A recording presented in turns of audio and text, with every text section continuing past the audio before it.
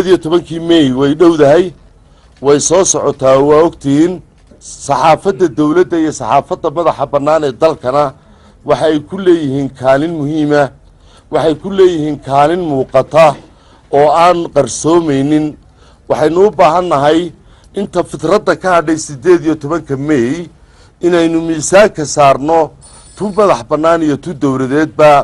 in aynu soo bandhigno 18 May curashadeedii iyo taariikhda ay ka dhalatay ee fog ee ilaa mustacmaradii Ingiriiska ilaa maanta joogta iyo sida ay u gaadhay heer ama u joogto Somaliland maanta heer ay dalahaan u qalanto in la aqoonsado iyo sidii ay ku soo gaadhay inay saxaafaddu soo bandhigto 18 May ayaynu maanta isugu nimid waxaynu doonaynaa inaynu maskaxda tuujino oo caqliga isugu geyno in ay bal Somaliland iscabirto idinka muraayadu iscabiridaas muraayadu tiin waxaynu u baahannahay inaan noqotaan qaar dadka u soo bandhigi kara ma aha inagoo kaliya cid kasta oo daawanaysa oo dhageysanaysa inaa u soo bandhigi kartaan taariikhdii uu ku kasbatay Somaliland inay halkan ku soo gaadho iyo sida ay wax u qabsatayba dhinaca nabadgelyada dhinaca horumarka bulshada dhinaca dhaqaalaha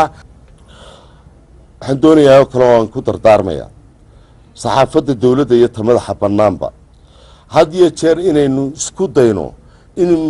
inaynu xasuusnaano marka aynu wax faafinayno in mas'uuliyadda koowaad ee nasaaran ay ka mid tahay dhismaha mujtamaceen dhismaha aynu qaab wanaagsan mujtamaceenna u dhisayno oo mujtamaceenna wixii ay dagaaladii hore ee dhici jiray iyo dawladnimo la'aantii hore ee la soo maray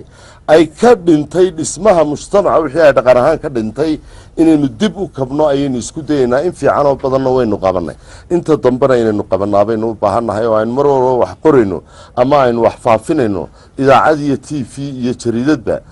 iyo website-ba inaynu waxa madaxa ku haynaba lagama maarmaana